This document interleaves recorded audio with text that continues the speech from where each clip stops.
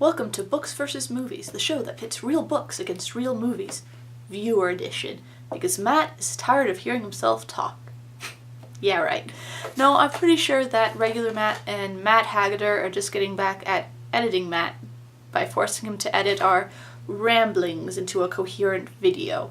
This episode is Hunger Games the book versus Hunger Games the movie. Now, I love Jennifer Lawrence's Katniss. She's attention-grabbing in every scene she's in, and she's able to pull off Katniss's action scenes and the real emotion, like the relationship between her and Prim. However, Katniss is a very taciturn character. She doesn't often speak, and I think this is detrimental to her being a strong character in the movie.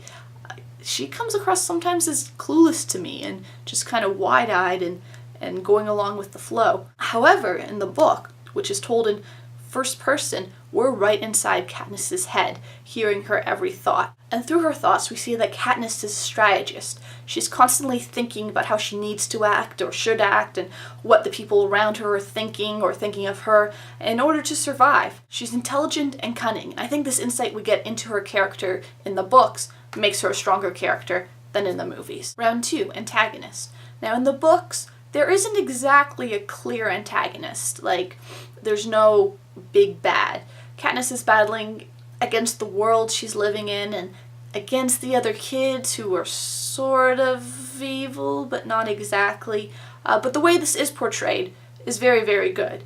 In Katniss's mind, we see how over-encompassing this world is and how it's always pushing down on her. However, in the movies, they expand the worldview.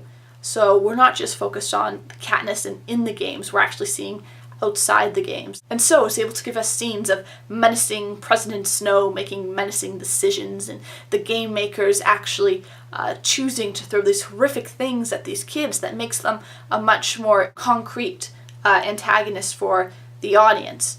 And I just love that. I love what they do with the game makers and the how his story plays out. So this one I'll have to give to the movie. Round 3, other characters. So people like Peeta and Gale and Haymitch. Now in the movie, these characters are portrayed okay.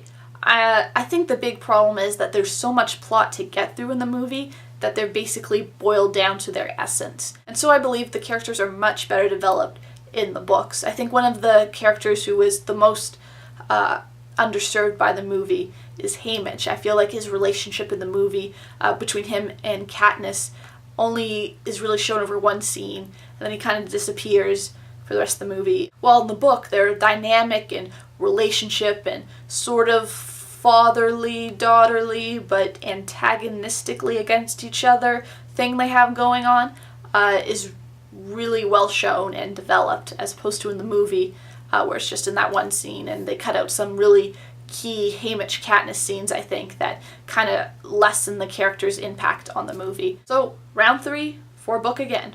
Round 4, imagery.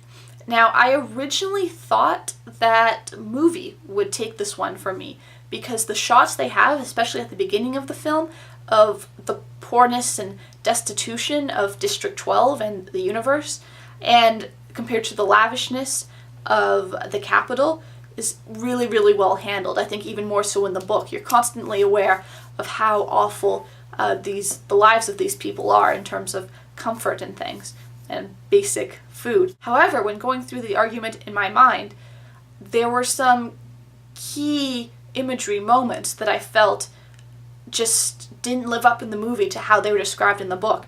Like, one important one that stood out for me was when Katniss becomes the girl on fire. Like, in the book, it's this big iconic moment and it gives Katniss her name. And in the movie, it just didn't live up to the description in the book of Katniss being completely on flames compared to just some fire coming off from her in the movie. And actually, I think that's true of most of Cinna's creation, which are described so detailed and lovingly in the books that it's hard to recreate on film, and the movie did its best, but I don't think it's quite there. Another key scene where the book takes it over the movie for imagery is the mutts at the end who attack Katniss and Peeta and Cato, but in the book they're the actual tributes, and the image of these wild creatures with human eyes on them was so disturbing and shocking and really drove home the horribleness of the Capitol that I do think it's a key moment in the book that the movie didn't choose to show in their imagery. So while the movie does have the poor imagery of District 12, I feel like that's more atmospheric as opposed to the key moments of imagery that the book nails compared to the movie. So I gotta give this round to book. So even though book's already won in my mind, let's do round 5, story. And again, it goes to book. The story it tells is just more compelling and pace-driven and coherent than the movie, which was pretty understandable, but just talking with a lot of non-book readers who watch the film who are confused about some very major points that were clearly explained in the book and that I felt were richer in the book. So, in the end, while I think the movie was a fine movie, it just doesn't compare to the original Hunger Games. Good night.